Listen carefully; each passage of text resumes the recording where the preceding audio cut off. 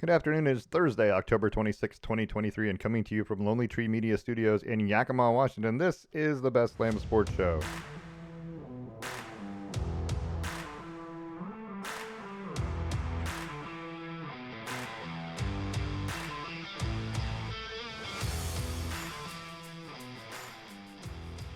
The old intro music, right? Right. Good stuff right there. Let that play for just a minute because I like that. That's one of my favorites. I wish it would get to the middle part faster. I mean, you gotta listen to a lot of this before you get to where it changes and does anything different. That part. Yeah, you gotta go deep into the song. Yeah, you gotta go pretty far in, and we don't go that deep, but that's okay. Anyway, not a big deal. I'm your host, David Lamm. With me is my son, Parker. Say hello, Parker. Hello, Parker. Woo-hoo. I do like that.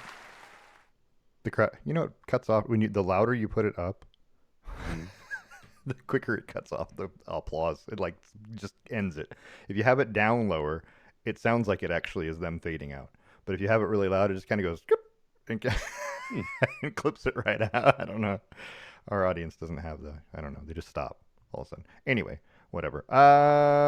We are on YouTube eventually because we're recording this one today. We're not live today, but we're on YouTube.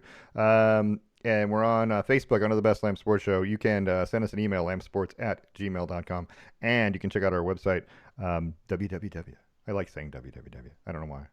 No one does it anymore. World Wide Web. Sports. I know nobody does it anymore. You don't even have to put it in anywhere. I mean, you used to. It used to be a thing, right? Anyway, I don't know. I'm old. That's what that's telling me. Well, that's because there used to be multiple types of the web. Correct. Like AOL had its own browser, or not necessarily browsers, but there were other versions of it that weren't www, and it was always used as an identifier. But now they put more of an emphasis off the COM or off the www and onto the back end. Yeah. So now when you type something into a browser, you don't even have to type in www anymore. No, not at all. It figures it out. Yeah. And that's the same way that at one point you stopped having to type in HTTPS, right? HTTP // Yeah. You stopped having to type that, and it was just www, and there was a sigh of relief, and now there's an even bigger one. Right? Because we didn't have to do nothing for nobody. So we got some stuff to talk about. The World Series is Friday. Starts Friday. And if you're excited about it, then you live in Arizona or Texas. Because the Diamondbacks and the Rangers are who's in it. The Diamondbacks, all 84 wins of them, are in the World Series after dispatching the Phillies in 7 games, winning that series 4-3. But they did sweep through. The Diamondbacks did sweep through both Milwaukee and the Dodgers, right, to get there. So, and the Dodgers are a 110 win team or whatever they were. So that was a big deal. But the Rangers are probably playing the best baseball of anybody right now. They look pretty darn good. That's just, just for me, just personally. Oh, you're not wrong. They look good. They look really good. But anyway, I don't know. It starts on Friday. Game 1. Texas beat Houston in an all Texas ALCS 4-3. Texas swept Baltimore. Texas swept Tampa. That's 2 wins. Tampa, Baltimore, and Houston are 3 99 win plus teams, and Texas has taken them all. And now they get the team that tied for the worst record to make the playoffs. So who knows? Should be a sigh of relief, right? I mean, I don't even know how this is going to go down. So I mean, don't ask me. But yeah, Max Scherzer got himself into a World Series by being traded to the Rangers from the Mets because the Mets were awful. That's funny because also Justin Verlander for Houston was in the American League Championship Series. He was also on the Mets at the start of the season. So both those pitchers who are really good got onto teams that were pretty darn good after, the Mets sucked all year. That's my team, the Mets. Unfortunately, just nobody wants to play for the Mets. Well, they're just terrible. They couldn't do anything. There were injuries, okay. But it's like 4 years ago, they were contenders. And for like 2 or 3 years there in a row. They never got over the hump, but you know. Well, and they signed they paid a lot of money this year, and they were a failure, really. So right. Yeah. Anyway, that's kind of how my teams go. I'm not saying always, but kind of how the teams that I root for, that's kind of how they go. Anyway, World Series starts Friday. It's on Fox, 5:03 p.m. By the way, on Fox. I don't know if that's first pitch or if that's the beginning of the pregame whatnots, or if I'm you're. assuming 5:03 is first I pitch. kind of do too. So there must be some pregame stuff that starts at like 4 or 4:30 or something, so you can get all the background and the emotional stories that bring the women to watch. To Um, watch baseball well, on to watch TV. to watch anything. That's why they do that stuff, right? I understand that they're trying Yeah, to create an emotional tie, but right. this is still baseball on TV. I get it. Not So I don't think you're hooking in a whole bunch of a women. lot of extra people who Yeah, weren't already sitting down to watch baseball on TV. yeah. Well, that's probably true. Yeah, But but the anyway, World Series always has like a bunch of stuff. it's exciting. The World Series is always pretty exciting, though. The Yeah. just usually, but anyway. All right, so let's talk about college football because that's a thing. Oregon Ducks on Saturday beat Washington State 38-24, and really they were ahead 38-17 or 38-16 until Washington State scored with like a minute left. Right. Right? There was a minute 8 left, and they scored to make it look closer than it really was. But Oregon struggled to start. It was 3-3 at the end of one. It was 17-13 at the half, and then it was all Oregon after that. And they kind of pulled away. And this is Bucky Irving's team, by the way. You can say it's Bo Nix's team all you want, but Bucky Irving had a 42-yard receiving touchdown, a 43-yard rushing touchdown, and a 2-yard rushing touchdown in this game, and was responsible for, I don't remember how many yards, but he ran for 129 yards. Um, He was awfully good, wasn't he? yeah, Bucky Irving is.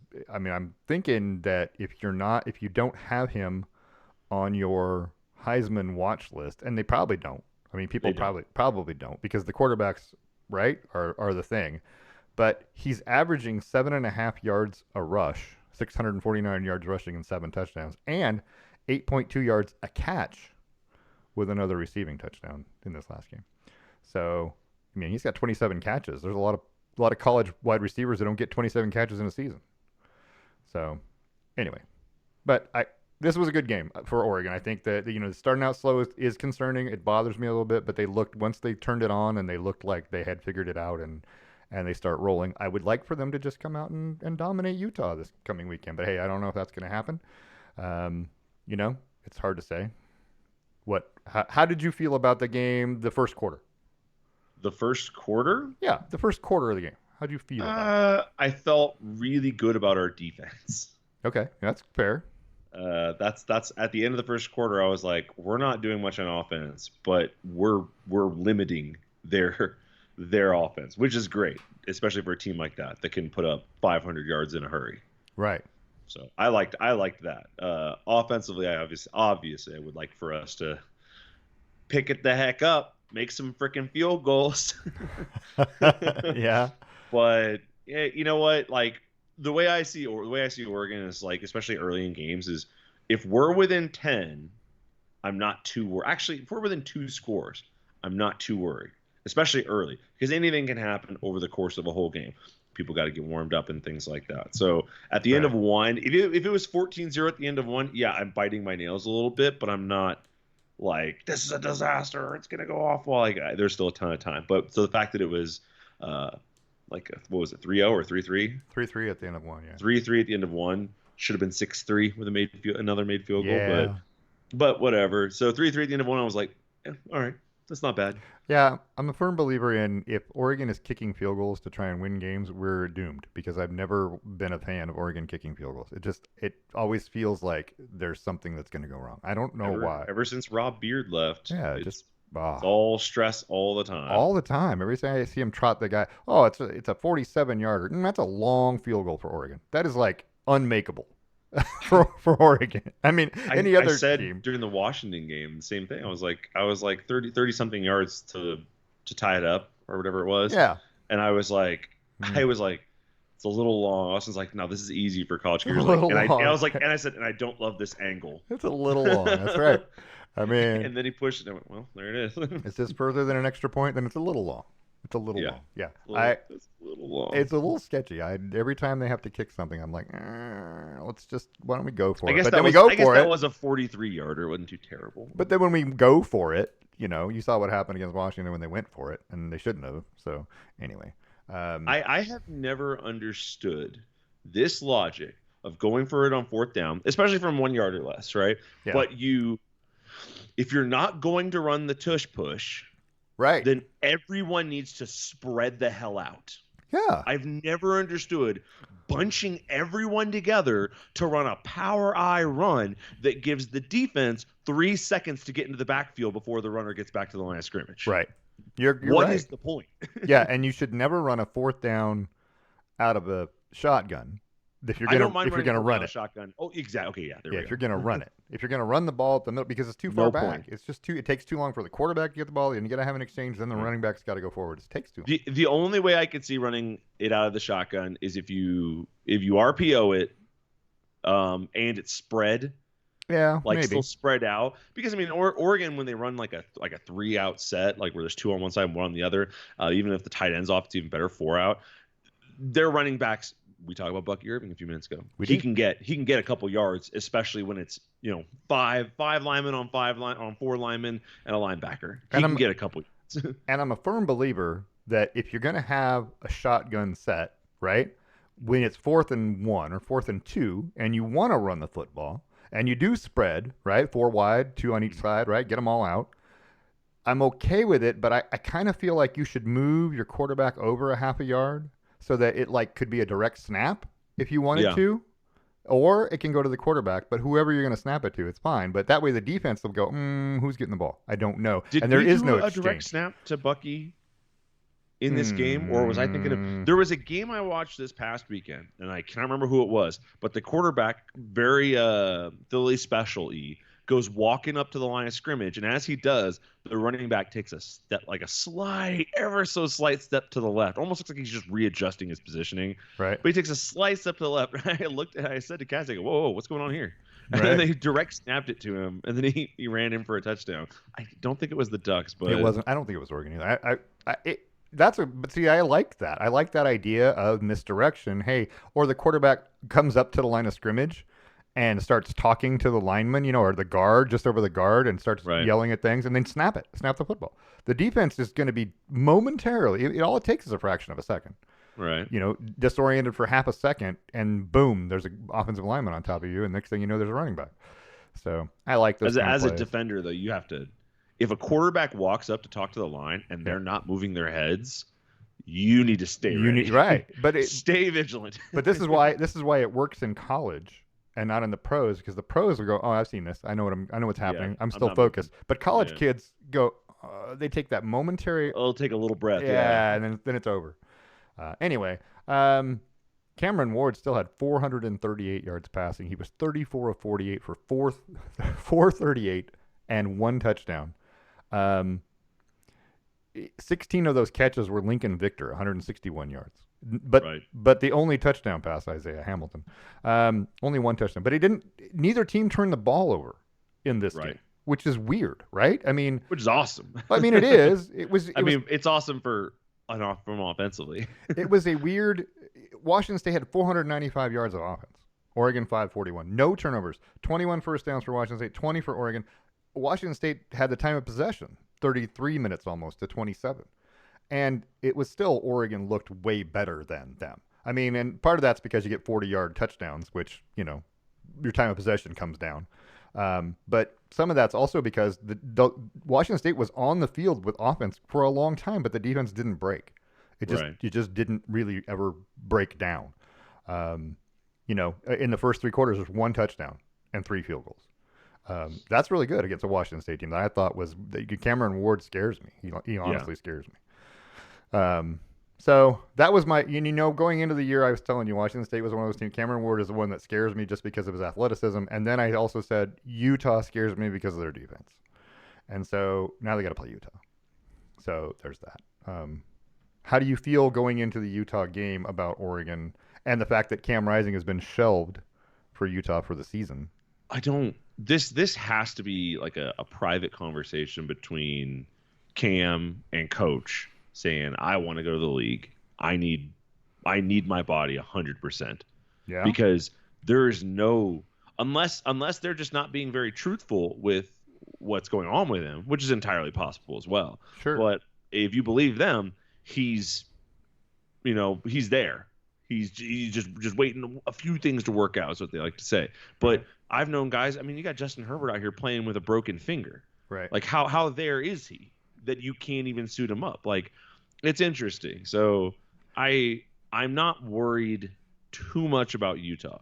Their defense is pretty darn good. So I'm going to give them their due. And it's a road game, which is always a pain in the butt. Right. But they gave up 21 to Oregon State. And they gave up 14 to Cal, and they gave up 32 to USC. So their last couple games, have been worse than their first, 4. So defensively, especially their last game. So I think Oregon has a better offense than USC. It's more balanced, anyways. Right. And so USC being able to score 34 kind of tells me that Oregon should be able to score, about that. Yeah. But Oregon's defense is miles ahead of USC's. It's true. So I don't see them being able to get 32 points off Oregon, especially without a Cam Ward or Michael Penix in your backfield. So Oregon leads the all-time series 24-12 with Utah. They did win 20-17 last year in Eugene, and Oregon leads the series in games at Salt Lake City 10-6. But they're just 2-2 since Kyle Whittingham took over at Utah. So he's a great coach. Yeah. I look forward to this game every year because it's always a good battle. It is. There's two good football teams. I mean, it's going to be a more defensive struggle and less offense, I think. But every time we say that, oh, that's true. That's a good point. the moment you try and think what's going to happen, you're like, these are two high-powered offenses. We should see them light up the board. It ends up being 7-6. You're like, what the heck? Yeah, good old SEC football coming out. SEC football. That's right. 9-6. That Alabama team that was a terrible that won game. That game, or sorry, LSU won that 9-6 game. But Yeah. that LSU team was averaging like 38 points a game. That Alabama team was averaging like 32 that year. Yeah. And you got a 9-6 doozy. Right. Yeah. Let's talk about the rest of the Pac-12 real quick while we can. The Washington Huskies escaped a disaster at home against Arizona State, 15-7, thanks to a pick six. What was it, 89 yards or 90-yard pick six? Yeah, off the pass interference. Yeah, exactly. Off a blatant pass interference. Yeah, yeah, that saved them, and they added that and honestly, that really made it 9-7, and then they added a field goal late to win 15-7. Right. But they did not dominate Arizona State. Arizona State looked like the better defensive football team, but takeaways. Michael Penix looked human. 275, 27-42, 275 yards, two interceptions. No touchdowns, right? For a Heisman Trophy candidate. I didn't think he looked great. Not that the Arizona State guy looked any better. He was pretty terrible too. But both sides kind of looked awful. I mean, offensively. I do give everyone, every Heisman candidate, I give them one game pass, assuming it's not an epic meltdown, like 5 picks type of day. But every year, whatever Heisman Trophy winner, you can point to one game and go, what happened there? Yeah, Arizona that one. Arizona State had almost 38 minutes, of possession in this one. So they controlled the game on the ground. They just couldn't turn it into points either. The Washington offense scored 9 points in this game. The Washington offense that was averaging whatever they were averaging, 9 points, 3 field goals. 9 points, yeah. Yeah.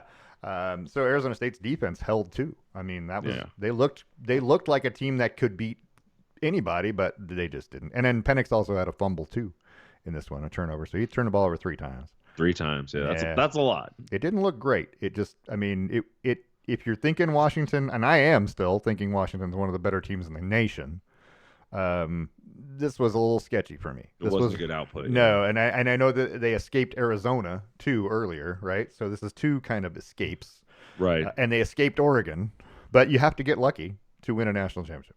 It's true. It always seems to catch up with you eventually, and sure, they may not catch up to them next game at Stanford, but then they've got USC, Utah, and Oregon State and Washington State. There's a lot of good to end the season. Yeah, there's a strong chance they drop 1 or 2 of those. Right. Oregon needs them to lose to somebody that Oregon has beaten, or they need them to lose 2 games.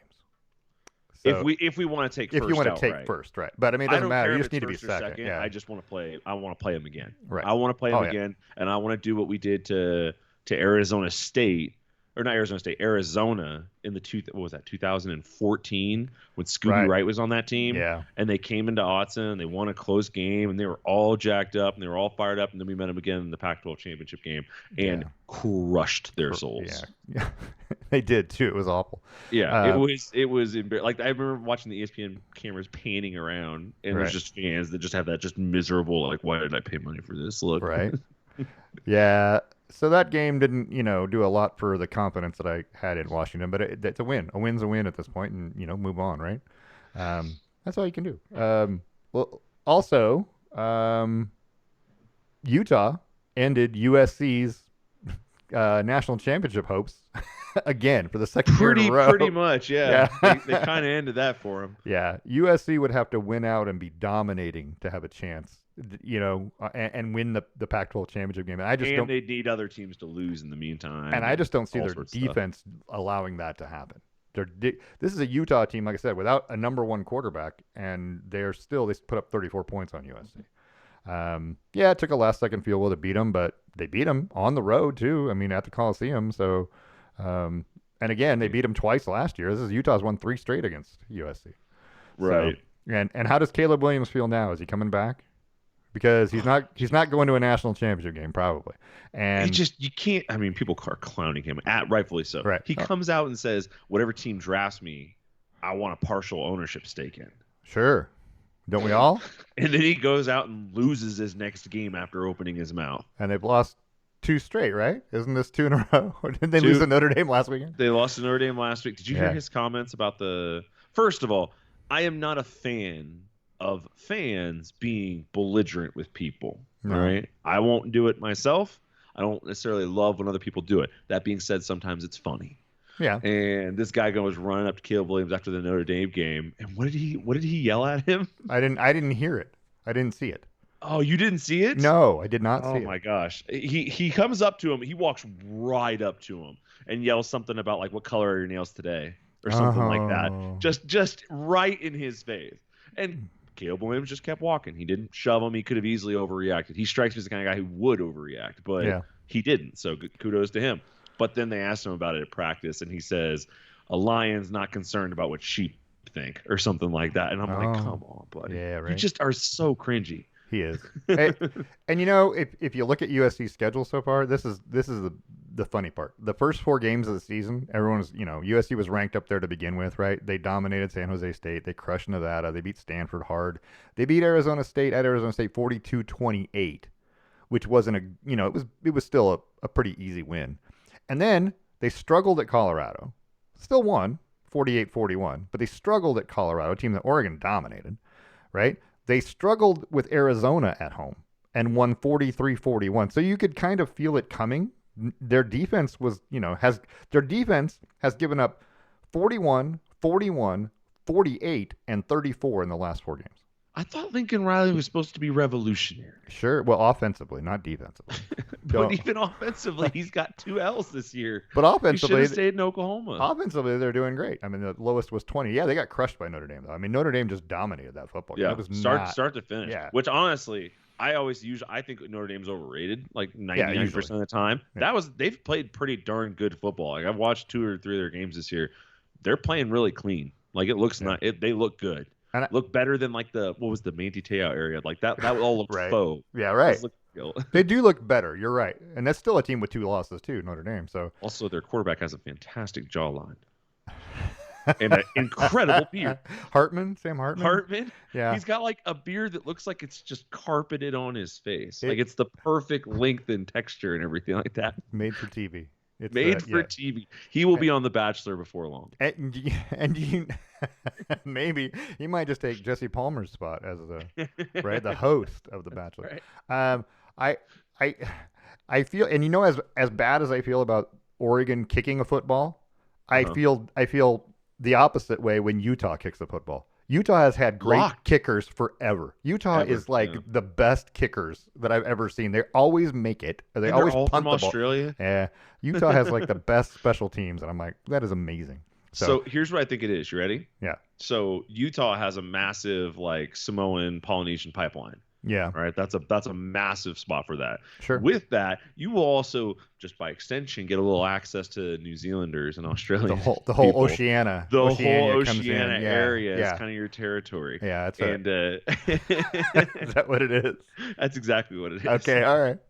I don't know. They find him, and he's. It Yeah, seems like Kyle Whittingham always has a kicker that can just drill the field goals, or a punter that just booms it. which is awful for Oregon. Yeah, and Oregon is the same. It's the opposite all the time. Oregon's had a couple of good We punters. used to have a really solid group of special teamers, Yeah. and then we got really good and we started emphasizing skill position, Yeah. like speedsters and things like that. Yeah. And now I do think that our kicker, I mean, Cameron Lewis, I can picture him what he looks like, and I'm like, can't. could he run the ball a little bit? Mm, Like, I think he's kind of short and maybe a little chubby. So, but I think Oregon just has put all their emphasis in other positions over the last like Sure. 15 years. I would have. That's a position that's kind of suffered. I don't blame them. Also in the Pac-12, there were only 4 Pac-12 games last weekend. And yeah, here's a picture of Caleb Williams being consoled on the sideline. That's kind of what he should look like. Yes, he needed that.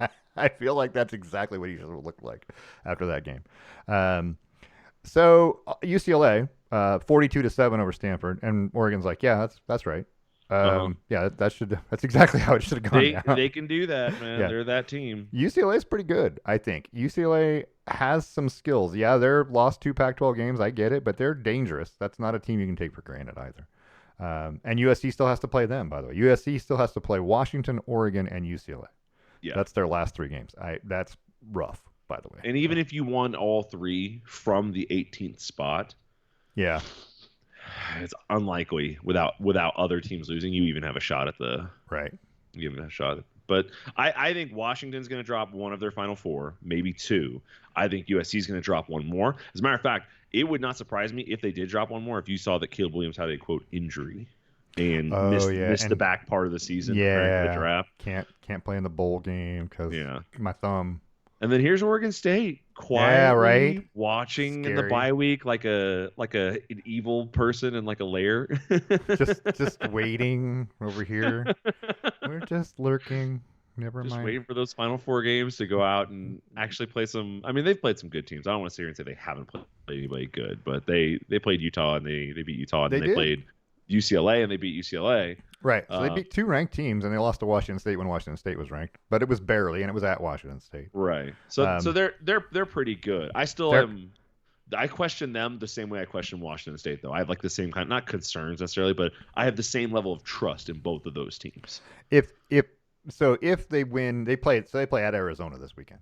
If they beat Arizona, which I feel like they should do because their defense is pretty good if their offense comes to play at all. Arizona's been a little tricky this year, though. Yeah, and it's at Arizona. And then they play at Colorado. And I don't know if Colorado will have completely come off the rails by then, but they're close. they're on the edge, right? You should hear the talk radio in this town. They're like, we just need 2 more wins to be bowl eligible. Like, your bar is so low, dude. You guys might not even.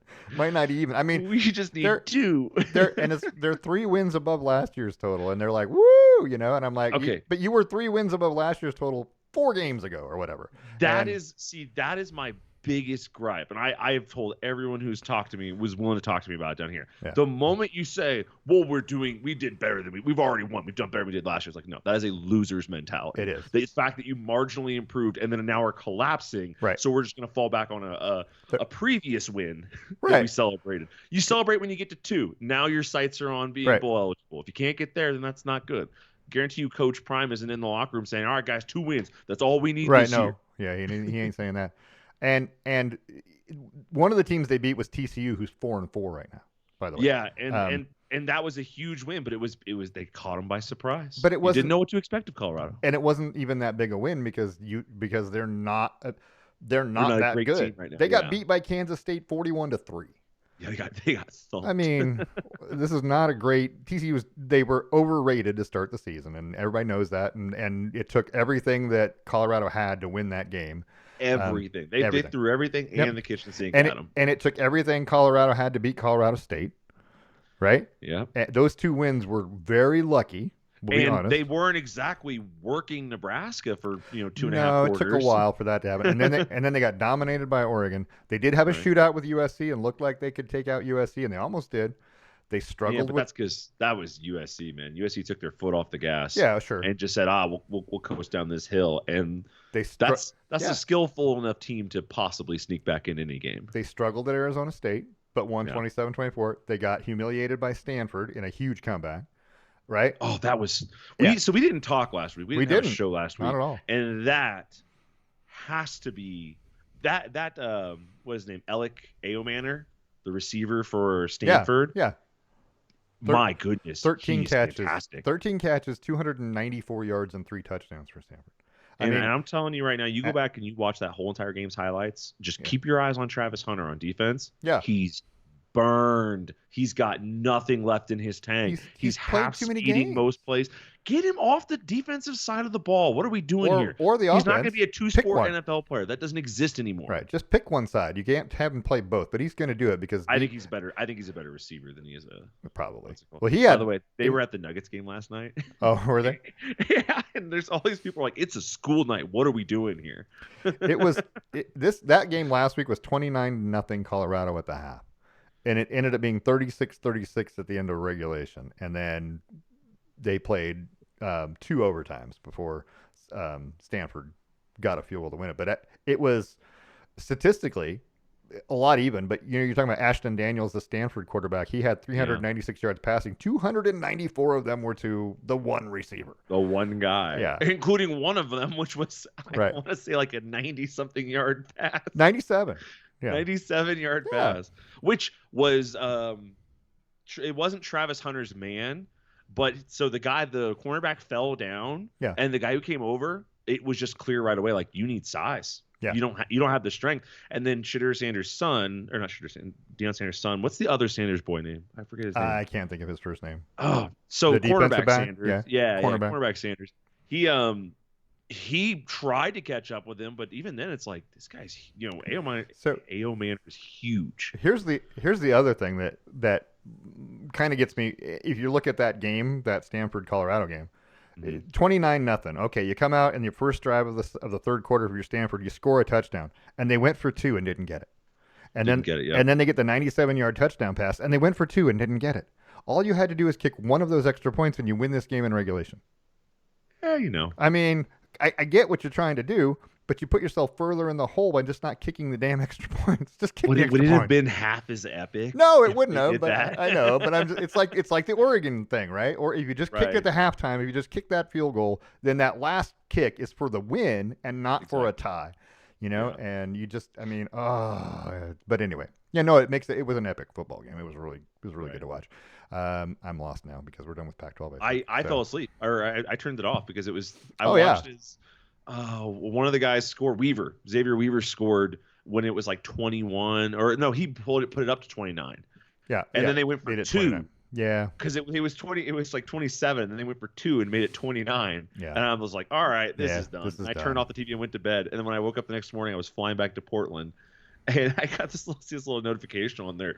Stanford completes comeback. And I'm like, they did what? They did what? I did too. I said exactly what I said. I went back and rewatched the entire second half, start to finish. Oh my God.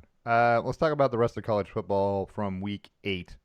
And so Ohio State. We're not going to talk about every game, but Ohio State and Penn State in an epic battle, obviously at the Horseshoe. But Ohio State wins it 20-12 in a game that I saw at least 3 or 4 relatively bogus calls late in the game that helped Ohio State win this, by the way. I saw what you saw. Yeah. It was pretty rough. The pass interference and holding things that happened, and I was like, okay, all right. But Marvin Harrison Jr. is still a beast, though. I mean, he's the best receiver in college football, probably. If he played with a quarterback that could actually throw the football, they'd be really good. I'm not saying McCord's bad. He's just not great. But anyway, Penn State did what Penn State does, which is look great until they play somebody really good and then struggle. They struggled offensively. They did. Right. Let's talk about Duke and Florida State, right? So Duke runs out, and they're up 20-17 at the half, and then gives up 21 fourth quarter points. And finds a way to lose to a Florida State team that I still think is very overrated. Right. I don't think Florida State But is they're as, not going to have any chances to lose. no, and they're going to stay where they are because but they also aren't going to have a chance to make any statement wins. I It's true. mean, You can get there's jumped, but because you're undefeated, like the in a, argument right now is that's a premium. in a perfect world, and they don't play anybody ranked. There's nobody ranked on their schedule right now. In a perfect world, they lose at Florida on the last game of the season in a non-conference game that shows that they're really not that good. But it doesn't matter because they end up going to the ACC championship because they'll already have sealed it up by then. But they still have Miami at home. Not that that's a big thing because they'll find a way to blow that one. Miami will. True. Yeah. But they do play at Florida the last game of the season, so that's around Thanksgiving time. Anyway, I don't know. Florida State. Yeah, doesn't. I mean, look, if you look at their schedule, what they've done already, Florida State, who have they beaten? They beat LSU the first game of the season. Yep. They beat Clemson, who's now what? Clemson's 2-3 in the conference, 4-3 overall. And they beat Duke, who's now going to fall, right? Is now 20-something? I don't know. And that's it. Those are the only teams that they played, and they struggled with Boston College, and I mean, they just don't look great. And they're going to lose one of these football games. One of these games they're not supposed to lose. They're going to lose one of them. I don't know who it is. Maybe it's at Pitt. Maybe. Something like that. Pittsburgh's 2-5. They're terrible too. But in the conference, they don't play Louisville, who's the next best team in the ACC. They don't play North Carolina, who's the next best team in the ACC. So they get to escape both of those. They don't have to play either one of those. So they're going to go to the ACC championship game, probably to play either Louisville or North Carolina. But anyway, I don't think Florida State's number 4 team in the country. I'd put them 9 or 10. That's where I'd probably put them. That's all. But Yeah. I mean, the win over LSU is carrying them right now. So because that's all they've got. That's what they're hanging their hat on. So there was that game. You had Oklahoma struggling with Central Florida. A 31-29 win for Oklahoma. That was a game that I feel like UCF let slip away. And they did. I mean, they had the lead, so there was that. But anyway, I don't know. That's a frustrating game. Oklahoma's 7-0 and ranked 6th in the country, and I think they're overrated. I mean, it's hard to say that because if everybody's overrated, then they're probably rated right. That's fair. That's a fair point. Because I think Texas is overrated, and I think North Carolina was overrated. You know what I mean? I don't know that any of these teams are actually overrated, or I just feel like, how can this be the 6th best team in the country? There's something does not feel right with Oklahoma. They don't look like that kind of team. But yeah, I think they have more opportunity, plenty more opportunities to drop one here soon.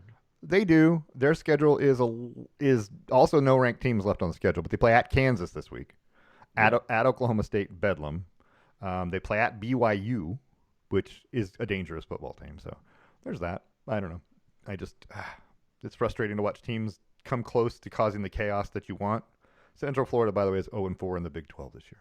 They haven't won a game. Good move, I guess. I don't know. And speaking of moves, Houston. Also, Houston had a chance at the end of that game to beat Texas or to tie Texas, and it was just ugly, the end of that game. The final play or two, I don't even understand how they weren't ready or didn't have a play that was – they looked like they had no idea what they were doing on the last series when they got down close to the goal line. And I'm like, you guys got to be ready for this. But they weren't. Anyway, Houston's 1-3 also in the Big 12 since joining the Big 12 this year as their first year. And I don't know that Texas is the 8th best team in the country. I don't know if that's true. I feel like they're overrated, but apparently they're back. So there's that. Yeah, Texas is back, especially when they lose this weekend without Quinn. Right, and that's another thing. An injury is gonna hurt them at some point in time. North Carolina did lose to Virginia. Virginia's a semi-dangerous team. I don't think they're a threat to do anything to anybody. They're 2-5 for the season. It was their first ACC win this year, but it was a 31-27 win, and you knew that eventually North Carolina was going to have a bad day, right? And Virginia is capable of having a win or getting a win, and they did. They looked very competent and capable, and they beat North Carolina at North Carolina, which doesn't really matter in the whole scheme of things. I don't think North Carolina has anybody on the schedule to worry about left. They play Duke. They do play Duke, but it's at home. They do play Clemson at Clemson, but they don't play Louisville. How does Louisville doesn't play North Carolina. Louisville doesn't play Florida State. Who does Louisville play? I I mean, mean, everyone else. apparently. You literally left off a whole bunch of teams. I know, but I mean that none of the good teams. Louisville managed to somehow not play. They do play. They played Notre Dame and beat them, right? Yeah. Who isn't in the conference? And they play. They play Duke this week, so I mean there is that game. But other than that, there's no other ranked teams. But the ACC has only those 4 teams, and I think Duke probably shouldn't even be ranked, and probably North Carolina either. But I don't think Louisville's that great, and they're right there, and they're obviously going to win. I mean, they could win the last 5 and be 11-1 fairly easily. Um, they're going to get more ranks. They're going to jump up this chart because other teams are going to lose to real teams, and the ACC is a bunch of crap. That's kind of how I feel. Yeah. Yeah, and it's frustrating. So anyway, it doesn't make a lot of sense. It doesn't make a lot of sense. But anyway, Virginia wins. Alabama beats Tennessee. Alabama's another team that is confusing. They look good, so good at times, and then there's other times, right? And they needed 27 second, but they did win 20. They shut out Tennessee in the second half, 27-0. That's how they won this game. They were down 20-7 at the half, and the second half was all Alabama. Tennessee just kind of fell apart, and defensively, I guess let's say that. Yeah. Yeah, I don't know. I don't know if Tennessee was just overrated at the beginning of the season. The 2 losses are to ranked teams. Okay, they're I don't know. What's your feeling? I just think that all teams are a little closer. Maybe. This was allegedly, and it's kind of looking like it, the beauty of NIL is that it's a more competitive atmosphere because you don't have to go any one place for necessarily national exposure. That's another thing.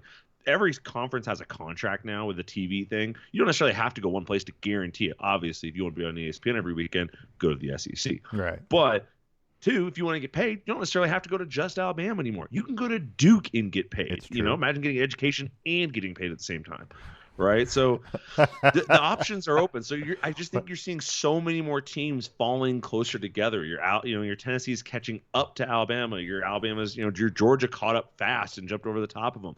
But I just think it's kind of helping that. I think that every team gets overrated a little bit. I think especially with the way we do our preseason ranking system, which you and I have talked a ton about. Yeah. Everybody gets overrated. But I think Tennessee's a top 25 team. I don't think they're a top 15 team. And I don't even think Alabama's a top 15 team for that matter. And what I heard you say earlier was you can't get an education in Alabama. That's what I heard you say. That's I said you could get a better one. Oh, is that what you said? You said you could go. You don't have to go to Alabama. You can go to Duke and get an education and play football. That's what I heard. Right. Anyway, that's exactly what I said. Okay. So it's funny because I would have thought the same thing. I was thinking that myself. You don't have to go to Alabama if you don't need to. And why would you want to? Anyway, nothing against Alabama, but you don't equate the University of Alabama with the finest in education. Do you? They may have programs that are best in the country. I don't know, but I don't equate that. You hear Duke, you hear Stanford, Northwestern, Vanderbilt, right? Those are schools that are built on their Cal, that are built on their education, not so much the other things. So anyway, you're right, but you could go anywhere. You can get on TV by going to pretty much any school. I mean, it doesn't really matter. You're going to get some exposure, and you can get money, especially if you're a really great athlete and you commit to a small school. They're going to pay you as much as they can. They're going to find a way to get you as much money as they can, right? Right. Because you're going to help them immensely. So, yeah, NIL is one of those interesting things. One last game I want to talk about from the weekend, and that was the Minnesota-Iowa game. Minnesota beats Iowa 12-10 in a classic Iowa game. Iowa returned a punt for a touchdown near the end of this football game that gets wiped off the board because of the fair catch signal, which it wasn't exactly. The dude was just kind of telling everybody to get away from the football. Yeah. And that was terrible. I get what the referee is doing in that any motion that could be construed as a fair catch, you kind of have to stop the play. Otherwise, the guy might get dribbled, right? In theory. And you don't want that injury to happen. But I feel like this is on special teams coaches. Special teams coaches need to coach those punt returners. Hey, if you're going to move your arm, it needs to be for a fair catch signal. Otherwise, let someone else call out that this needs to happen. Verbal calls, you can use the verbal call, right? Whatever the color is, to stay away from the football or to find the football or to move out. You could use a verbal. You don't have to use a hand signal. I mean, I know it's hard in the spur of the moment for a guy to think, about that stuff, but if you practice it, But anyway, long story short, he moved his arm kind of sideways to tell people to move out, and I get why they called it, but it was a terrible travesty. I mean, but if you're in that position where you were losing already, then you're in that position, so you shouldn't have been there. Yeah, it was unfortunate. Like I didn't think it was so clearly Right. a call for that. I watched the replay. It looked like he was what you said. He's just telling people to move out of the way. I don't know where the referee picked up that is the same. That wave out, that hands moving out front is the same as a wave over the top. It's not. We have a designated call for a fair catch. He didn't do that designated call. Interpreting other hand movements isn't the greatest job. Like it's definitely not something I think that is their job to do. But like if his hand doesn't go over his head, don't call it. If it kind of goes over his head, I'm okay with that. If he would have been waving both hands over his head while pointing to the side, sure. Yeah. Okay, I can see the confusion. But his hands never went above his face mask. My only issue is that if you don't have the referees trying to interpret what he's doing, then the defensive players, the punt team, has to interpret what he's doing. And if they interpret it wrong, who's that fault of now? The referee who didn't stop the play, or the punt team who said, I'm going to hit him no matter what because I don't know if that is a fair catch or not?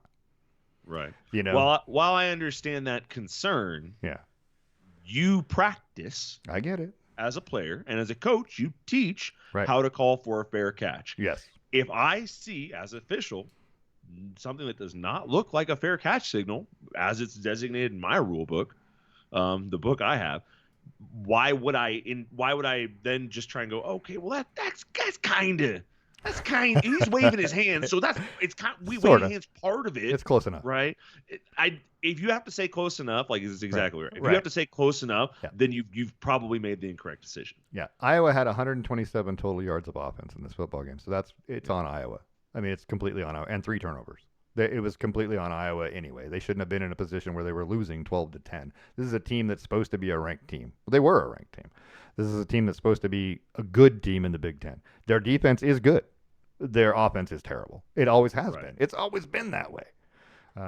It's never going to get any better. So, I mean, if you put yourself in a position where you didn't have a chance to win because of this, then, your team there were other problems. Against Minnesota, right? It's Minnesota. It's not like you were playing Ohio State. This was bad.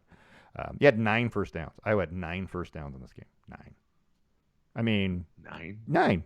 Yeah, they had 127 yards. You don't get many first downs that way. 9 first downs. Right. Yeah, they look terrible. And yet they're in second place in that Big Ten East, West.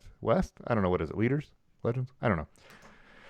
I know they stopped that a long time ago. I get it. I just give them a hard time because I think that was one of the stupidest things. You love to come at him about that one. It's one of the stupidest things I ever heard was the leaders and legends. I was like, what are you guys even talking about? Let's look at the current AP poll, shall we? Which is right here, thanks to ESPN. Oregon's at 8.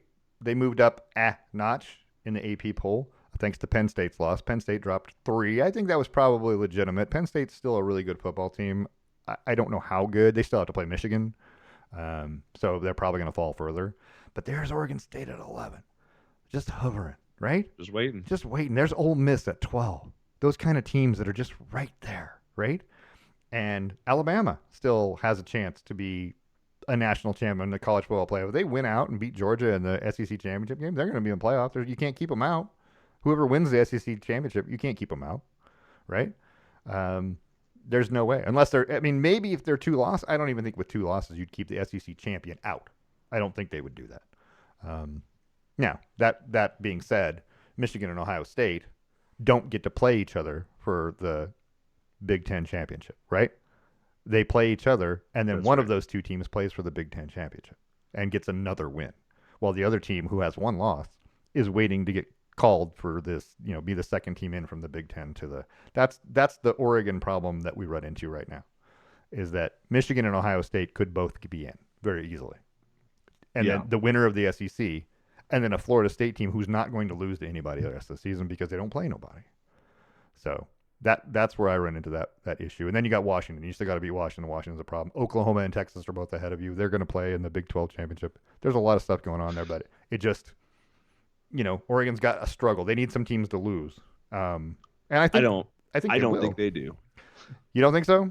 I think if Oregon wins out, including the Pac-12 championship game, they're in the playoffs. I Yeah. don't think it's a. I think a 3-point road loss at Washington will not kick you out, especially if you then beat Washington, even if it's a 3-point neutral site win. I think you're in. You think so? I think that the winner of the Pac-12 this year will be in, unless some catastrophe happens. It could be. I mean, Because I'm it's the hoping Pac-12's last year. It's almost like they're writing the script that way. it could be true. Or the Pac-12 is probably deserving of having two teams in. I mean, Probably, but yeah. they're not going to get two teams in. That's not going Well, to happen. no. No. But this is why you need the 8. Right. Because you need the Pac-12 has 2 teams that can probably be in. The Big Ten probably has 2 that can be in. The SEC might have 2 that could be in. Maybe. I mean, yeah, you're leaving no at-large bids And the for anybody else. Big 12 but- has 2, maybe. Yeah, Right? I maybe. mean, yeah. So, but I think you're right. I think the Pac-12 is far and away, especially when you're looking toward the end of the season, where will people end up ranked? I think you're going to have 2 or 3 Pac-12 teams in the top 10. Yeah. All right. Anyway. So I have the thing up here. Oh, see, and I hate it when I do that because I always go back to that and then I forget that I don't have it up and now I can't find it because there's I don't know what I'm doing, dude. I have no idea. I can't seem to get my thing to do what I want it to do, what I want to show everybody. Right? Which is The football games this weekend. So Okay. here's what's coming up this weekend. This is the slate of college football games this weekend. There's a lot of ranked teams playing on the road this weekend. Florida State, Oklahoma, Oregon, Georgia, Duke, Tulane, USC, Washington, Air Force, Tennessee, Ohio State, North Carolina, and Oregon State all play on the road this weekend. Some of a lot those of games, chances to lose. some of those games, yeah, there's chances to lose. I mean, but Oregon obviously, I think, has the toughest of those games, those road games, playing at Utah. I don't know. I would, if I was Oklahoma, I'd be watching that Kansas very closely. I wouldn't take them for granted. Duke plays at Louisville, but I think they could beat them. I don't know how good Louisville is. I don't know how good Duke is. But the rest of those games are fair. I'd also be worried if I was Tennessee. Kentucky seems like they're a pretty decent football team too, playing at Kentucky. Yeah, they've been better the last few years. Yeah, I don't know how good they'll be. I think your biggest not upsetter, because technically they're not an upsetter, but Colorado at UCLA. Yeah, UCLA should. That's watch another out. one that Yeah. that no. Well, no, I'm thinking Colorado? Colorado should watch out. Oh, I think UCLA They- beat Colorado. I do. okay. They weren't. UCLA is a 17-point favorite. Yeah, I don't know Which to me about is- that. Which is insane. That seems a lot, but I think I would pick UCLA by 7 for sure. Not 7. I'd even go up to take them by 10. I don't know. But- That's gonna be one of those games. It depends on how good UCLA's defense is and how good Colorado comes out playing offense, because their offense is Right. pretty good. So anyway, I don't know. You also have James Madison now on the. Who thought in the top 25 games we'd have Old Dominion at James Madison, right? See, this is something I don't like. Yeah. Right. If they're not even going to be remotely eligible to whiff the top 10, Don't put them on. don't bother. Like, don't take the place of somebody who could. I don't know. Like, I mean, because Even if they there win are other out. teams. I mean, Yeah. if they win out, they're not going to break the top 10 Right. because they're never going to get any credit for the teams they're beating. That's true. And that's fine, but there are other teams out there who, not necessarily at this point in the season could, but potentially there are other teams out there who could go on an absolute tear Yeah. and end in the top 10 somewhere, and in a at-large bid for one of the big games. I see what you're So saying. that could happen, but James Madison can't and won't. So I don't understand. If you're not going to take them seriously as a football team, don't waste everyone's time talking about them. Don't waste everyone's time putting them in the top 25. Give that spot to, because there are a couple teams that are sitting just outside. Can Air Force, who's at number 19, can Air Force? I don't think so either. Yeah. I don't think that they're Not in- ever going to get the credit that they deserve. I mean, in order to be one of those teams Mhm. and to become eligible, you have to win in such a way that it's not mistakable. Right. Florida is outside. Right. But if they went on a tear and beat the right teams, they beat Georgia this weekend, Yeah. and then a couple others. Next thing you know, they could be in the top 10. But they're not getting that spot, so that way we can just glad hand James Madison for a few minutes. So here's your question. If Florida beats Georgia this weekend, let's say Georgia just has a bad day and Florida manages to win, Florida's going to be 6-2, 4-1 in the conference, right? Right. And on top of the division, right? Right. They'll be on top of the SEC East. Okay. Not saying they're going to win out, but at Florida, they're going to jump Florida from off the chart to like 12th, right? I'm gonna guess it's gonna be around 15th. You think 15? I think 15 You beat the number one team in the because country who's they're got not. that winning streak. It depends on how they beat them. If they beat them 42-0, I don't. then yeah, they're going to jump into the top 10. I don't think it If it's a matters. 43-39 win or 42-39 field goal win, Yep. no, they're going to sneak up to just in front of all of the other 6-2 teams, You think? and they're going to hang out in that world. Well, I think they're going to do what they always do, which is give them way too much credit for one win. But then Georgia will only fall like Yeah, 6 spots. Yeah, two or three spots. They're going to be. Yeah, we don't want to drop them out. I think they'll punish them a little more because it's an unranked team. Maybe. But is it a road game for Georgia? Yes. And what you'll see, they're not. They'll be like, "Oh, it's tough playing in the yeah, SEC." yeah, exactly. Every game in the SEC is tough. Yeah. Unless you're playing Vanderbilt. But anyway. But see, that's a great example. Florida plays Georgia this weekend. If Florida goes out and manages to pull the craziest upset of the year and upset Georgia, then they're going to get a bump in the rankings, and they still find themselves, at 6-2 in a good position from like that 15th spot. Yeah. To push through the back half of the season, take down LSU, take down Missouri, take down Florida State, and next thing you know, you're in the top 7. But James Madison can't make that jump. They can't do that. They won't do that. And even if they did go out and beat a couple ranked teams, they still wouldn't give them that kind of credit for their garbage other conference schedule. I would tell you the two other games, if you're going to put a team on upset alert, the two other games I'm going to say Texas. Yep. Playing BYU at home. With a backup quarterback. Yeah. Yep. And Oregon State at Arizona. Yeah. Yeah, those would be the ones I'd watch. I don't think that – I mean, Ohio State plays at Wisconsin, but I think Wisconsin's a shell of what they used to be. And right. Ohio State will roll over them. But anyway, that's going to be interesting. So it'll be an interesting weekend. It always is. Every weekend in college football seems like it's interesting right now anyway, which is awesome. Let's talk about and see why is this doing this. I hate it when things don't go my way. Wait. Before we jump to the NFL, we haven't even talked about Jim Harbaugh in Michigan. We haven't. Do you want to talk about Jim Harbaugh in Michigan? Very briefly. I'll be honest with you, NFL's mid-season, nothing too crazy, no substantial injuries, but we can still talk about some of those. But Jim Harbaugh in Michigan, do you think it's a big deal? Sign stealing? Yeah. I mean, people steal signs all the time, but do you think there's a line of how much you're trying to sign steal? Because that's kind of what it seems like the problem is like, well, everyone sign steals, but you don't go to games and film them and do it. It's like, but you watch film of them and try and figure out their signs. I mean, kind of, right? Isn't that what you do? Like, I don't know where's the line that you're drawing and how definitive is it? Because it kind of seems like everyone has a different take on it. I am pretty excited that this guy's name is Connor Stallions. It's a really great name, by the way. A solid name. It's a solid name, right? Graduate of the Naval Academy, by the way. Right. But anyway, I mean, if you're sending guys to games and with the sole intent of filming signals, and not the game itself, then I could understand why that'd be a thing. But is it illegal to steal someone's signs if you happen to see them and you figure out what's what? I mean, that's illegal. Is that really an illegal thing? Should it be an illegal thing? It'd be up to you to mix your signs up so that the other team doesn't know. Isn't that why you have 6 guys calling a play at once and the guys with the banners holding up so no one sees from behind?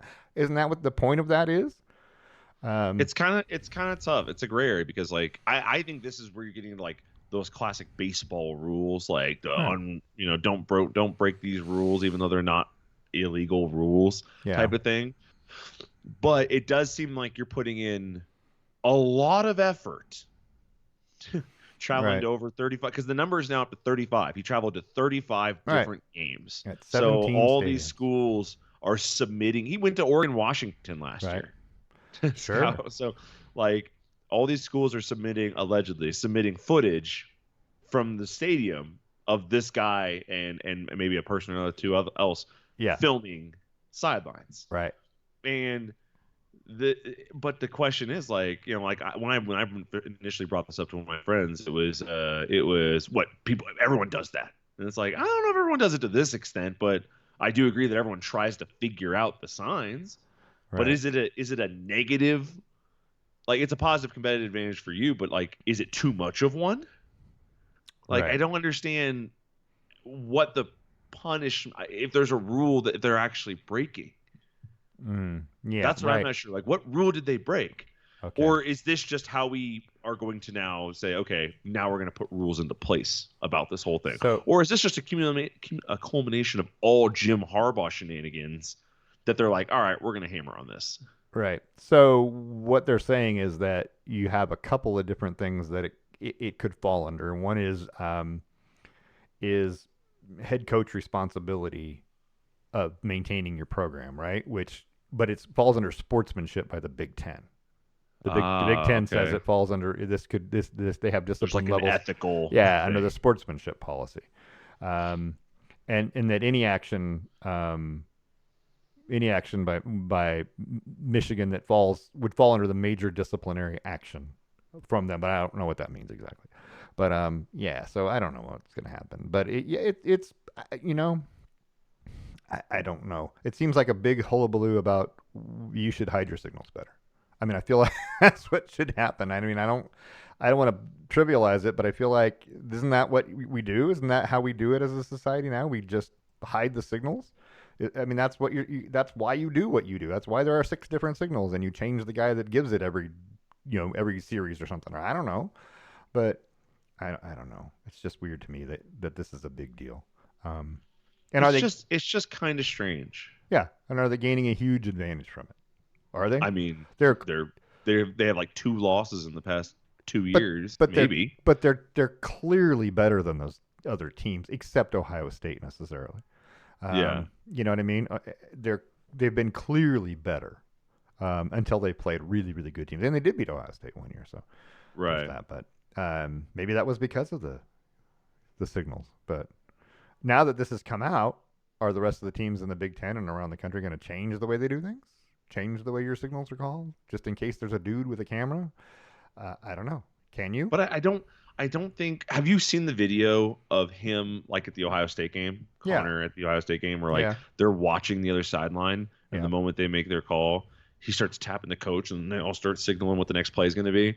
yeah, It's definitely something I think that anybody can do. You can catch someone's signs, but yeah. should it happen organically?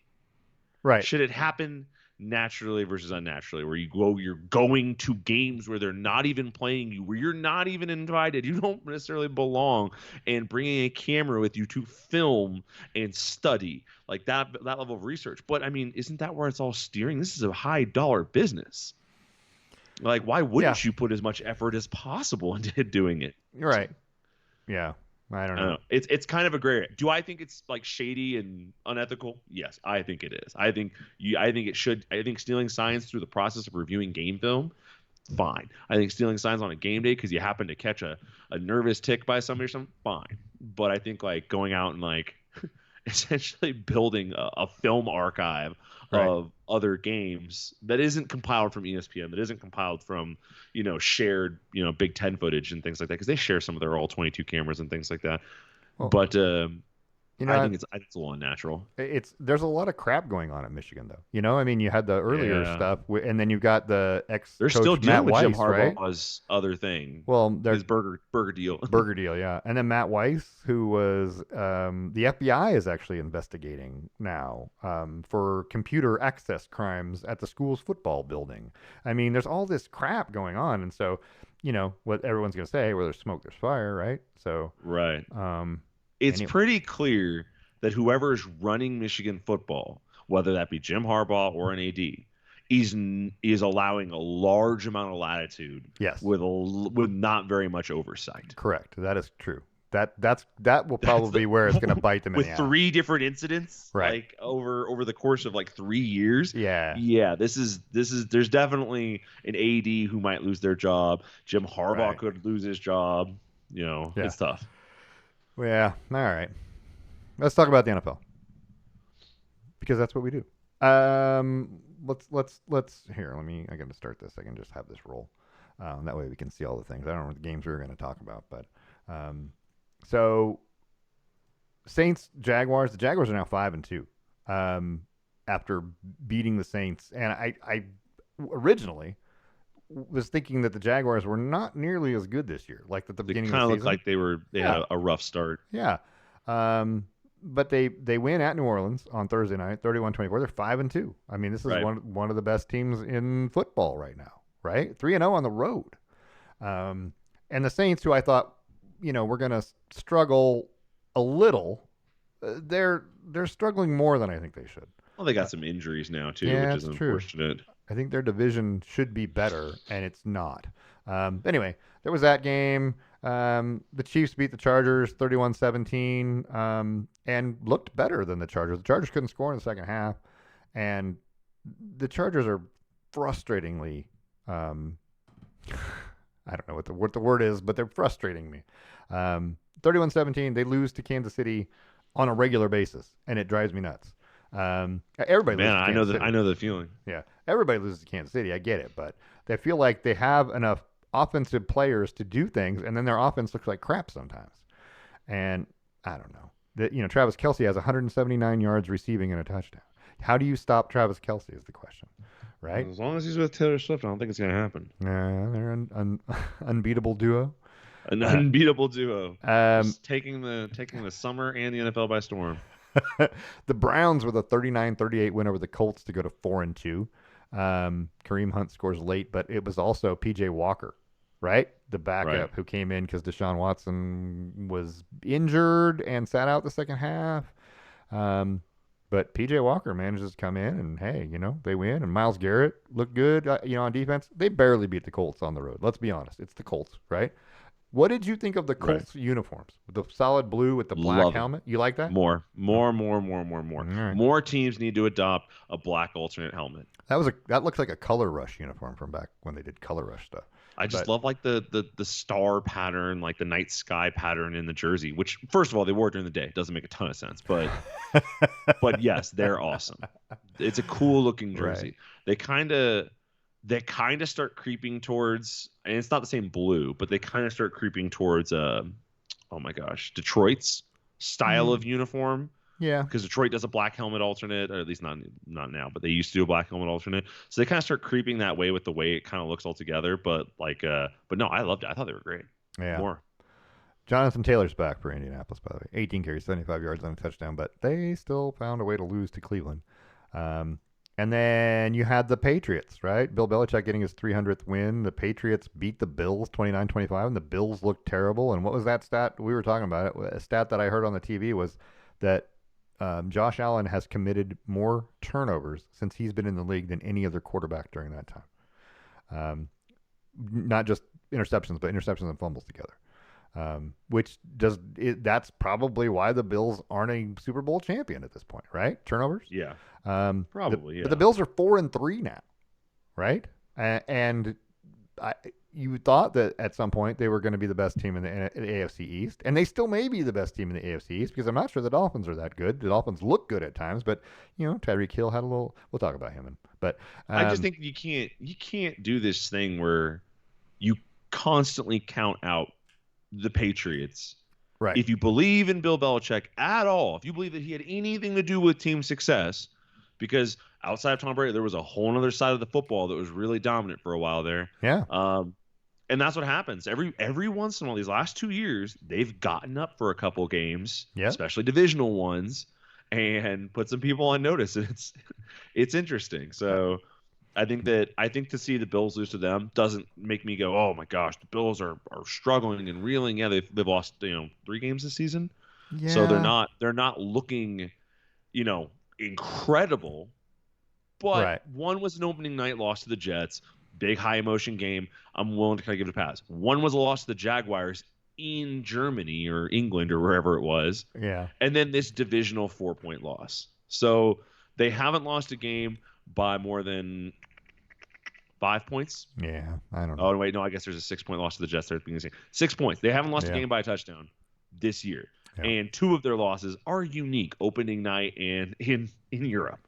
Yeah, that's true. I mean, there's that. But I think they're going to go through a little stretch here soon where you're going to get to. They play Eagles, Chiefs, Cowboys, Chargers, and then Patriots again before the end of the season. And that, I think, through the first 2 games there, Eagles and Chiefs, you'll really have a little more clarity. Yeah, the Giants also won 14-7 over the Commanders, and the Bears won 30-12 over the Raiders. If you had this bet, what were the odds that the Giants, Patriots, and Bears all won this weekend? You know what I mean? Somebody somewhere had odds on that, and the Broncos, it was slim. If you throw them in too, those were all one-loss team or one-win teams going into this weekend. Yeah, and they all won. Which, like I said, imagine that parlay hit. Oh man, it had to be worth a lot of money. Broncos, Bears, Giants. I'm taking them all. Well, first of all, you had to be an idiot just to put it out. I mean, or Mattress Mac. right. Just have stupid amounts of money. It was just bad. Is that a good idea though? Like every week of the season, you take the 3 worst teams and you put a parlay out there just see if for all 3. Even if you put $5 down each time. Right. Like over the course of the whole season, you only hit once in 18 weeks. You probably still make back all of your money and then some. Yeah, It was anyway. It was weird to see all those teams win. Right. Yeah, it was strange. Yeah. Cassie and I were like, "What do we do? We won." Yeah, I mean, how do we celebrate now? I don't even know. Normally, one of us is not in a good mood right now. Right. So also, that does remind me real quick. I had a perfect weekend. Broncos won, Ducks won both of my fantasy games. There you go. The only thing that nobody did well, oh my gosh, I forgot to do our family picks. We did, yeah. It's all right. I'll send out a blast. That's okay. We'll be all right. So, yeah, we might want to just skip the Thursday game, but that's okay. Which starts in, what, an hour? It's Bills Bucks. You expect them to win. Well, I have no idea now because the Bills, who knows? I do. The Buccaneers. I'm just saying. Fraudulent. Okay. Well, Young Ho Koo, yeah, is like the clutch kicker in the NFL. He didn't go to Utah. I don't know where he went, but he seems to always come up with a gigantic kick when Atlanta needs one, right? And Atlanta beat Tampa 16-13 to take the division lead in the NFC South. I would not have pictured Atlanta being there, but apparently their defense. Well, the division is kind of crappy. Let's be honest. And their defense is good enough. Atlanta's has been good enough to keep them in games. I don't know. It's a crappy division. I don't even know how to feel about it. But hey, if you got a field goal kicker that can drill 51-yard game-winning field goals, you got a good chance, right? You're always in it. Yeah, you're always in the game. If you got Justin Tucker or this guy Koo. Anyway, I don't know. The Ducks could use him. Right? Maybe he's got a year of eligibility left. Does he even go to school in America? I don't even know. Hang on, how does that work with your eligibility? Well, I guess no, it doesn't matter. He's pro now. He went to Georgia Southern. Oh, okay. Yeah, he's probably not. He's probably tapped. Yeah. Yeah. Although we could fudge some numbers and do a Michigan thing and get a anyway. So yeah, there was that. There was the Ravens beating the Lions 38-6 and making them look stupid. That was a near perfect game for Lamar Jackson in this game, but they just, from start to finish, this was ridiculous. Lamar Jackson throws for 357 and 3 touchdowns, right? I thought the Lions were one of the best teams in the league, and I was like, oh, with that offense, look at them. They did nothing.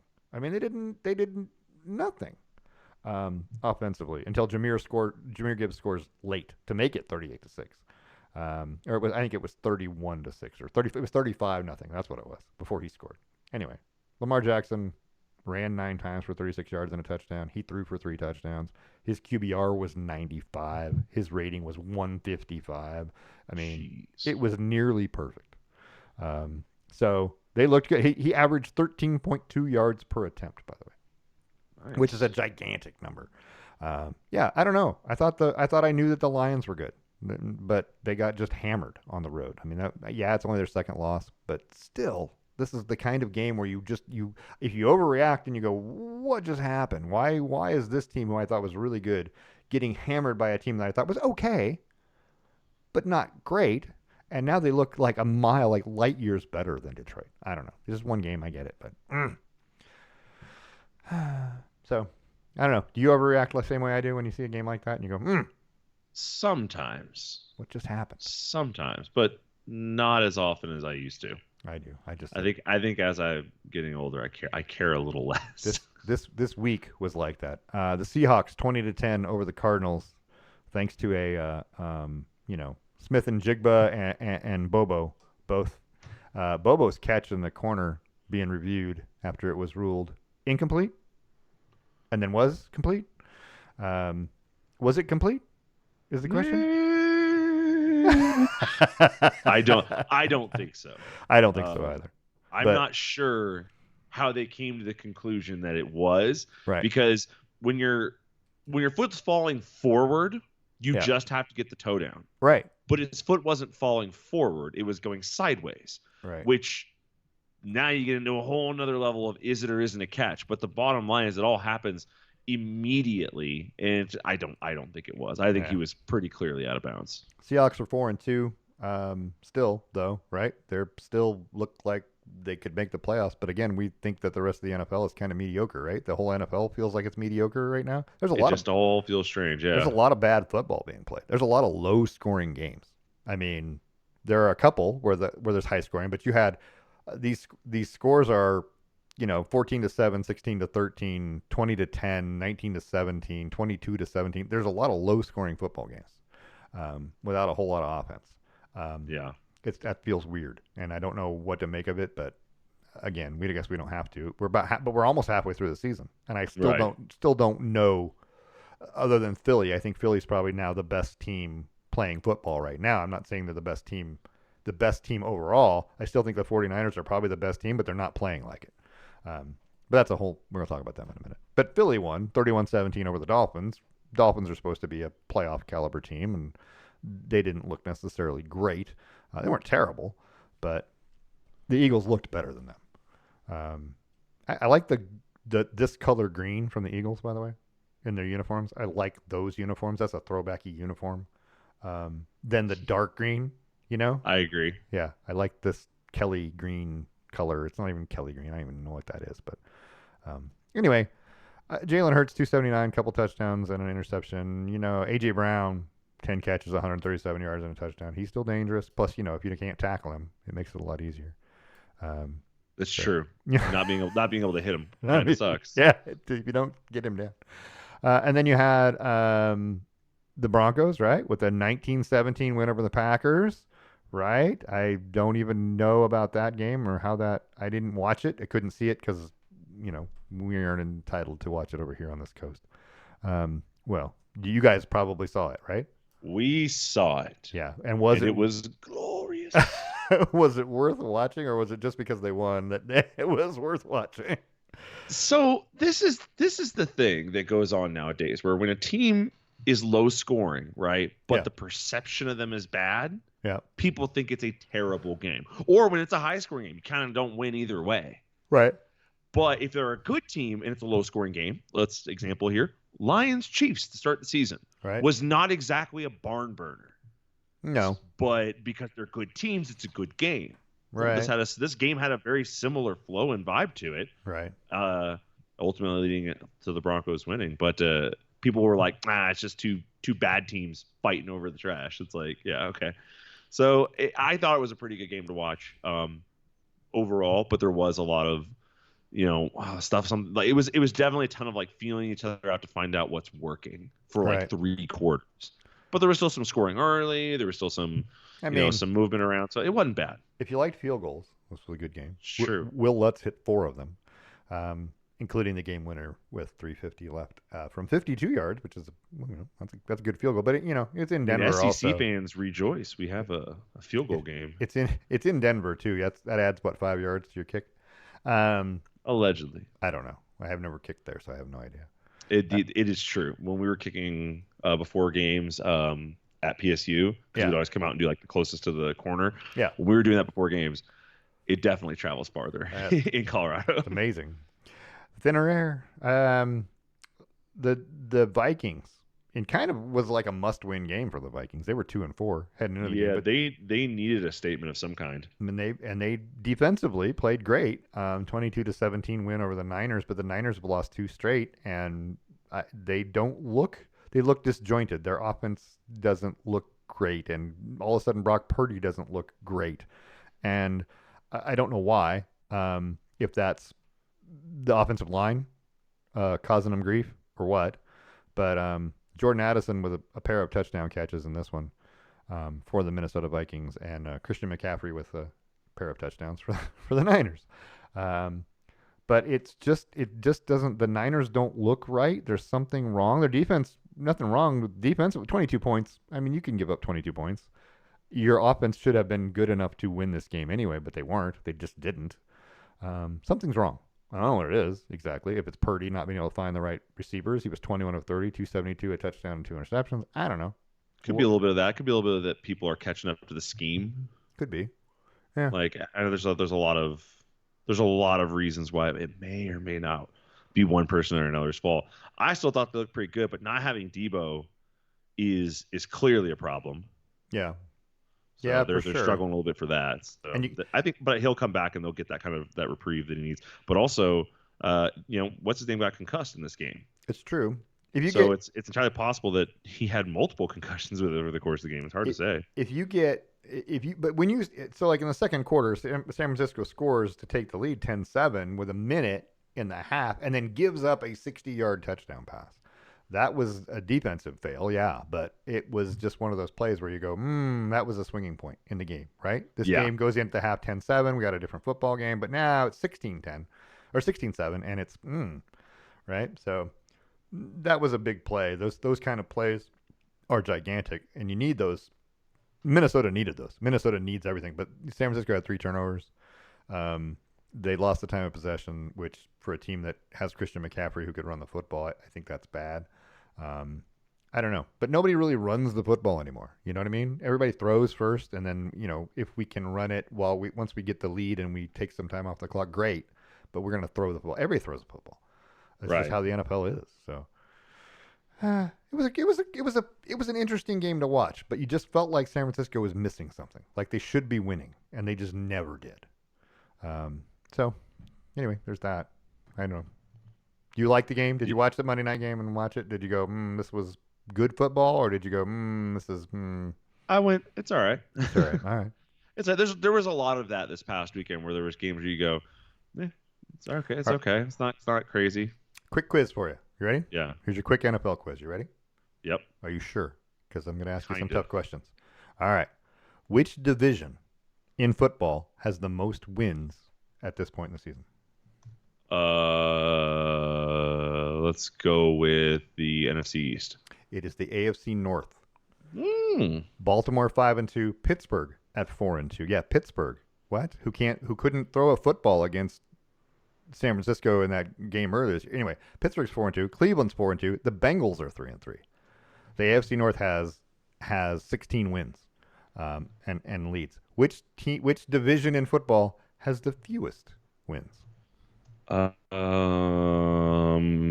NFC South. NFC South is correct. Yeah. Okay. I kind of guessed that one. That's because Carolina has no wins. That's fair. It's because Carolina's terrible. Yeah, the NFC East has 15. They're second, by the way, in terms of wins for the season. But it's one of those things where I was like, the AFC North has more wins than that can't be right. It is. It is right. So, yeah, the defenses in the AFC North are pretty good. Cleveland, Baltimore, even Pittsburgh's defense is pretty good considering like the Commanders, who I think have a pretty good defense, have given up 190 points so far, and the Steelers have only given up 127. That kind of feel to it. Yeah, they played one more game, okay, but still they're giving up less per game. Right. 20 points a game. If you're giving up 20 points a game and you're 4-2, you're doing it right. So Pittsburgh has only scored 103 points. They've been outscored by 24 points this year because they lost a couple of games bad. One of those was the Niners. But yeah, the 4-2. Pittsburgh is one of those teams where I go, there's no reason this team should be 4-2, and they are. So they're right there in the playoff hunt. But everybody is in the playoff hunt right now, Right. except Carolina. Right? Except Carolina. Except Carolina. Carolina is the only team that you could go. Oh, maybe Arizona, right? Those two teams you might be able to count out already. But even the Packers and the Bears are not out of it because it only going to right now. You're 2 games out from a playoff spot. Nope, you're actually just 1 game out from a playoff spot at 2-5, 2-4. That's ridiculous. So there's going to be a lot of 500-ish teams battling for the last 2 playoff spots in both conferences. It's going to be kind of ugly. So Those are the best kinds of years. I don't know. I hate 7-9 teams or 8-9. I guess now. getting into the playoffs. If you didn't win more games than you lost, you shouldn't be in the playoffs. That's just how it should be in any sport. Doesn't matter what it is, right? Basketball teams going, oh yeah, we were 38 and 44, but we finished 8th, so we're in the playoffs. No, you shouldn't be. You couldn't even. You can't win more than you lose, and why should you be allowed a chance to win a championship? Right. Yeah, I don't like that. But anyway, it's just kind of how it's always been. But as they expand and make more playoff teams, that's what's happened. That's what you get. You get a watered down playoffs, and that's what they were complaining about in Major League Baseball was all these teams and these wild card teams are getting in and beating teams with 100 wins. So beat them. I mean, if they're worse than you, yeah, but it's devaluing the regular season. Well, your regular season's too long to begin with. I'll tell you that much. Major League Baseball. But but if you want it, if you want to put more value back in the regular season in Major League Baseball, just go back to the way it used to be. You have a National League, you have an American League. Whoever wins both of those leagues plays in the World Series. End of story. That puts all the value on the regular season. If you have the most wins, you're in the World Series. That's super simple, and that's the way it used to be, and they don't do it that way anymore. Why? TV. More money. So now you get a team with 84 wins, 84 and 78 on the year, is playing in the World Series with a chance to win and become the team with the worst record to win Major League Baseball, to win the World Series. So we talked about that on a trivia question like 3 weeks ago. Like 3 weeks ago. Yeah. So when the playoffs started. So anyway, that's all I have for the NFL. But anyway, we want to talk about the NBA real quick? You want to talk about the Blazers? Yeah, we can make a quick pass on it. One game played, one loss to the Clippers on the road. It was never in doubt, really. The Blazers, it was tied 4-4.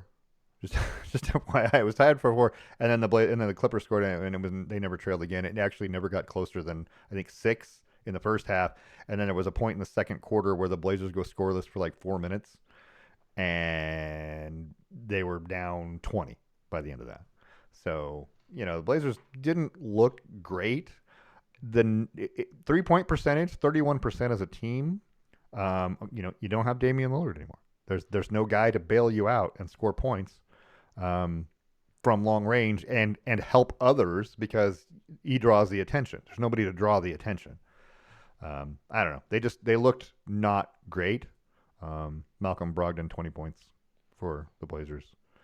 Paul George with 27 for the Clippers. How did you feel watching this game, or did you watch? I didn't even get to see it, so I didn't. I didn't get to see it either. I just had to watch the 19-minute highlight thing on YouTube. Yeah. It's Root Sports is a pain in the butt. Yeah. Nobody gets that anymore, right? Yeah, it's not available through anybody. But the highlights I watched, they look fine. I mean, the Blazers are a young team. I'm not sure what to expect. Malcolm Brogdon is going to get more minutes. He needs more minutes. Yeah. Having 25 minutes, but leading the team in scoring. Right. Like get that guy in the game more. But I personally think that the Blazers are maybe still in tank mode. Get one more big draft pick after this year, and because we just got a little haul for Dame, put some things together or trade some draft picks together, and see what you can get for it. So I'm just not sure. Who's the current highest paid player on the Blazers? Jeremy Grant. Oh, second. Ooh. Is it Ant? It's DeAndre Ayton. Oh, yeah. That's fair. We took his contract, He's $32 million. So you inherit it. So this year, what they brought in is Ayton and Brogdon. That's a combined $55 million, by the way. That's a lot of money. They've kind of assumed. Simons is third at $24 million. But still, you've got this team is really young, like you're saying. Their average age is probably, what, 24, 23? Yeah, they're super young. Yeah, I mean, because Scoot Henderson is 19 and Shaden Sharp is 20. It's crazy to me. Right. The oldest player on the team is Brogdon at 30. They're just babies. They're just young. I know. I mean, they don't have it.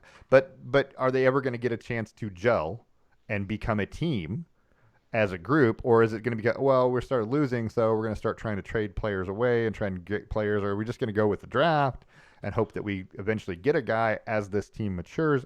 It's the Blazers have been in this purgatory of being good. They went to the Western Conference Finals a few years ago, but other than that, they're kind of in this, hey, we just good enough to make the playoffs kind of purgatory. And I'm hoping that this year they are. It's gonna sound bad. They are tanking. Gonna look for another another player or a better draft pick, whatever it is. But I feel like there's pieces. They have some good players, but they're not a team, and they haven't played together long enough because of the turnover now to become familiar with each other. Right? That's kind of what it takes.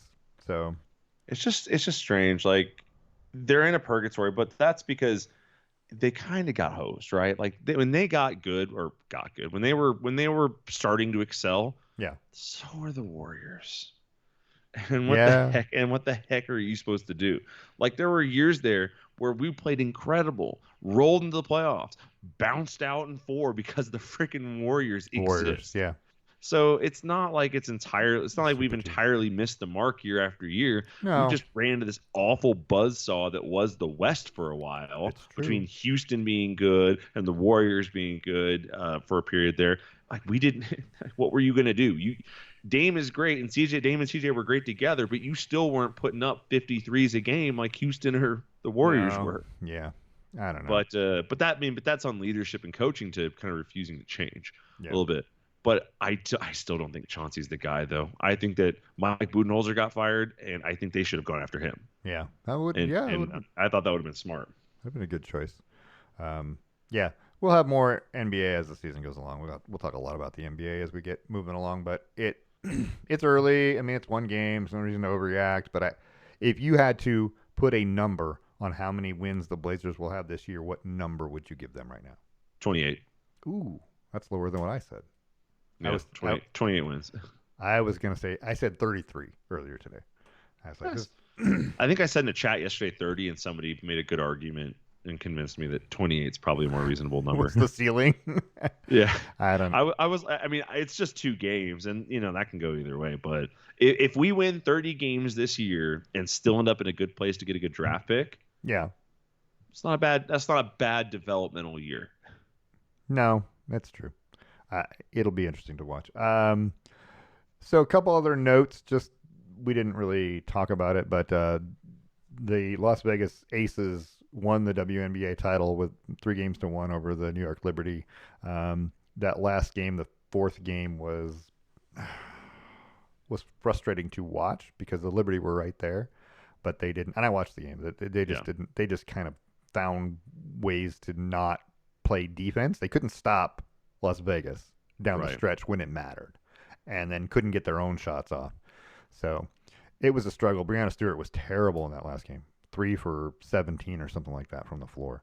She could not hit anything, and that's gonna do it. But anyway, so Las Vegas Aces win back to back, and then we know that the Portland Timbers they lost the last game of the season to the Houston Dynamo 3-1.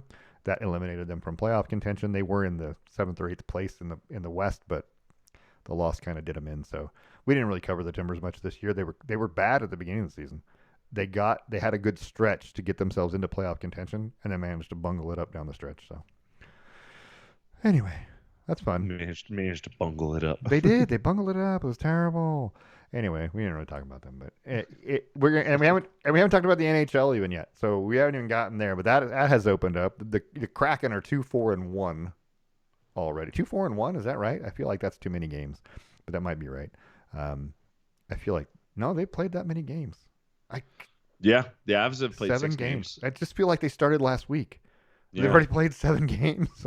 They're moving. The Avalanche are 6-0. Avalanche are 6-0. Look at that. So the Knights are 7-0. Yeah, And the Bruins are 6-0, but that's the same Bruins team that last year won like a million games and then lost in the playoffs, right? Right. So Yeah, first round exit. right. The Bruins have only given up 7 goals in their 6 games, by the way. So the defense, right? It's the defense that wins championships. It's got to be the defense. It's got to be. As opposed to what they do out west, which is score goals in bunches, because the Avalanche have 28 goals in 6 games, and the Knights have 28 goals in 7 games. So there's a lot of scoring going on out west. But the Red Wings have 34 goals in their 7 games, right? I mean, that's almost 5 a game, and they're 5-1-1. So 5-1. Sorry, the overtime losses always kill me. I hate the overtime loss column. I think it's a tie. It's not ties anymore. We don't do that anymore in the NHL. I think they ought to go back to ties. Just, get a point. The way they do it in soccer. I mean, I don't know. I don't understand what the problem is. Anyway, that's about it. We'll talk about the NHL more as we go, because we're going to lose a couple other sports. By the time we lose football in January, yeah, NHL will be deep in the middle of the season, so will the NBA, right? This time of year, it's hard. You can't cover everything. There's so many sports. There's a lot of sports, but it's the best time of year because of it. It is. It's fun to watch as a spectator. It's like the best time of year, but it's there's always something on. Yeah. But yeah. Anyway, all right. You got anything No, on your mind? I do not. Nothing? Unfortunately, Oh, no, not at the moment. killing me, Smalls. I'm sorry. It's all right. It's all right. So that's all we have for today. We want to thank our sponsors, The Range in Yakima, Boss Kitty Yarns, Stone Wine Estates in Hood River. We also want to thank ESPN. I use a lot of their stuff on here, but we're not getting paid for it, so who cares? Hey, hold on to that thought. Just real quick before we go off the air, tell me what you think of. I'm thinking about using phrasing that occasionally if we need some sound effects, because depending upon what we need. But also I have that That's a good one. and this one. Holy moly! Do you like the holy moly? Those are all pretty good. I'm gonna have to save those. I'm gonna have to put them on a separate thing so we can use them later. But holy moly is the one that just cracks me up.